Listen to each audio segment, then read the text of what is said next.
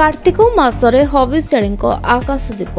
कार्तिक मासरे महाप्रभु दीर्घ एक मास धरी भक्तों को राधा दामोदर वेश दर्शन देथांती।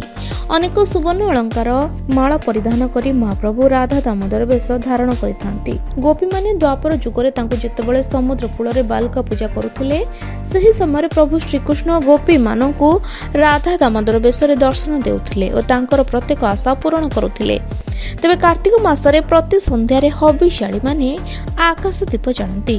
कार्तिक मासरे हविष्याळी माने तुलसी चौरा मूले राई दामोदर और मां वृंदावती को पूजा करने सहित संध्या बेले आकाश दीप प्रज्वलन करिथांती। एही दीप स्थापना रे हिंदू धर्म रे विश्वास रहिछि पूर्वजंक शुभ दृष्टि रहबा सह जीवन रे सुख समृद्धि आसिबो। कुमार पूर्णिमा परठारु कार्तिक पूर्णिमा जाय एही मास को खूब पवित्र भाव रे गणा जाय। आकाश दीप प्रतिष्ठा पाई एक 18 हाथ लंबर बाउंस को संग्रह करा जाय थाए। बरकोली डाल, गुआ, हरिडा, कला माटी हांडी, दौड़ी, दीप, बाली, सलिता, घी आदि आवश्यक होता है। माटी हांडी रे विधि अनुसार 21टी रंध्र करा जाय थाए।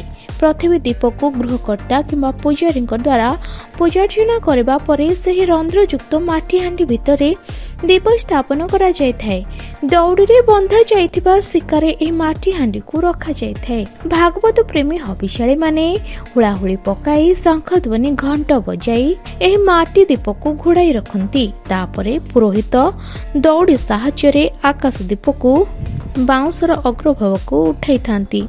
अग्रभाग रे नाली छिटकना उपरे कौड़ी, गुआ, हरिडा गुड़ा, अग्रभागरे नाली छिटकना उपरे कौड़ी, गुआ, हरिडा गुड़ा होई बंधा जाय थाए। अंधार राति रे माटी हांडी भितरे जळुथबा आकाश दीपटर आलोक शिखा बहु दूर को माटी हांडीर रंध्र जोगु दिसु थाए।